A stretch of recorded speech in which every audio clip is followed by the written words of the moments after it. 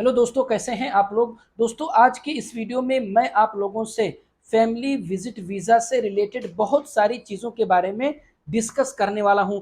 जैसे for example, एक भाई का सवाल है कि भाई अगर हमारा पहले का जो वीज़ा है, पुराना जो वीज़ा है वो वैलिड है, तो क्या उसके वैलिड होते हुए नया वीज़ा लग सकता है या नहीं। इसी तरह से एक भाई का ये भी सवाल है कि भाई वीएफएस के थ्रू वीज़ा स्टैंपिंग के लिए, इसी तरह से वीज़ा अप्रूवल के लिए, इसी तरह से वीज़ा एक्सटेंशन के लिए, क्या इन तीनों चीज़ों के लिए जो स्पॉन्सर आईडी है, मतलब अकामा जो है, उसकी वैलिडिटी 3 महीना होना ज़रूरी है। इसी तरह से एक भाई का ये भी सवाल है कि भाई अगर सिंगल एंट्री वीज़ा है और ऑनलाइन अबशिर से अगर वो एक्सटेंड ना हो तो फिर किस तरह से एक्सटेंड कर सकते हैं। इसी तरह के और भी कुछ चीज़ों के बारे में दोस्तों आज के इस वीडियो में मैं आप लोगों से डिटेल में बात करने वाला हूं। तो दोस्तों, अगर आप लोगों ने मेरे इस चैनल को अभी तक सब्सक्राइब नहीं किया है तो प्लीज़ चैनल को सब्सक्राइब कर लें, क्योंकि इस तरह के नए नए वीडियो आप लोगों के लिए लेकर के आते रहता हूं। तो चलिए चलते हैं, वीडियो को शुरू करते हैं। तो दोस्तों, हम लोग बात करते हैं सबसे पहले सवाल के बारे में कि अगर आपका पहले का वीज़ा वैलिड है तो क्या नया वीज़ा लग सकता है। तो एक बात आप लोग याद रखें दोस्तों कि पहले का वीज़ा आपका अगर विजिट वीज़ा है और फिर से आप नया विजिट वीज़ा लगवाना चाहते हैं या वर्क वीज़ा ही लगवाना चाहते हैं, तो पहले का वीज़ा वैलिड होते हुए ना ही आपका विजिट वीज़ा ही लगेगा और ना ही आपका वर्क वीजा ही लगेगा। पहले का जो वीजा वैलिड है, या तो आप उसके एक्सपायर होने तक का वेट करिए और या अपने उस पुराने वीजे को आप कैंसिल कराइए, तभी आपका नया वीजा लगेगा। अब सवाल ये पैदा होता है दोस्तों कि आपका जो पहले का वैलिड वीजा है उसको आप कैंसिल किस तरह से करेंगे।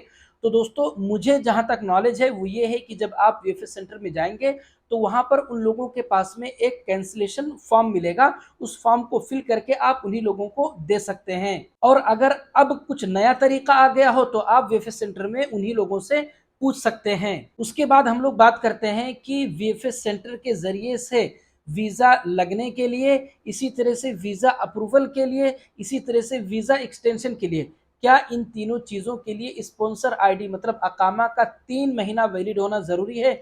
तो दोस्तों, ऐसा कोई रूल नहीं है। ना ही वीजा अप्रूवल के लिए ये रूल है, ना ही वीजा एक्सटेंशन के लिए और ना ही वीजा स्टंपिंग के लिए। तीनों में से किसी भी चीज के लिए ऐसा कोई रूल नहीं है कि आपका अकामा 3 महीना वैलिड हो।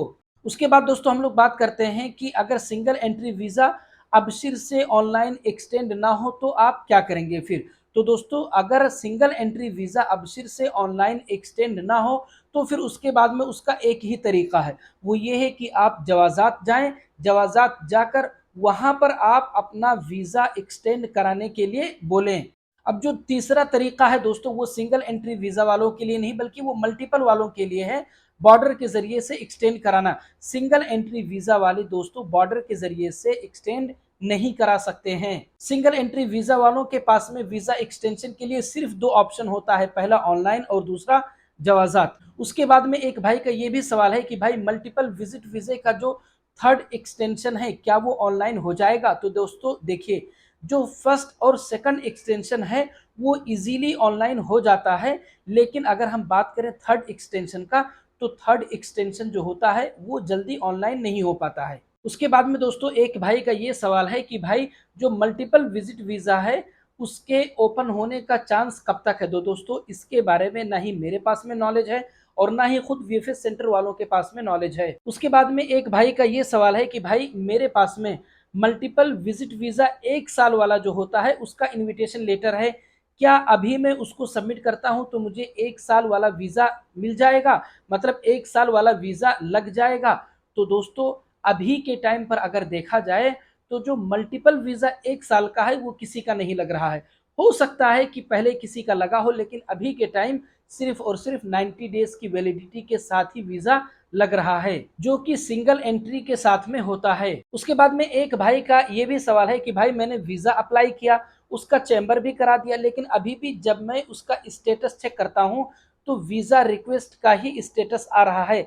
आखिर कितना दिन लगेगा वीजे को अप्रूव होते हुए। तो दोस्तों, इसको लेकर के अगर हम और आप बात करें तो पहले के जो अपडेट्स होते थे वो तकरीबन 15 से 20 दिन के अंदर वीज़ा अप्रूव हो जाता था, लेकिन पिछले कुछ महीनों से देखा जाए तो बहुत सारे भाइयों का एक एक महीना भी लग जा रहा है वीज़ा अप्रूव होने में। और ये जो डिले होने का जो अपडेट आ रहा है दोस्तों, ये हज के बाद से आ रहा है, क्योंकि अगर देखा जाए हज के पहले दोस्तों, तो हज के पहले तो ऑलरेडी वैसे ही वीज़ा बंद हो गया था, वीज़ा अप्लाई ही नहीं हो रहा था, आप लोगों को भी पता होगा।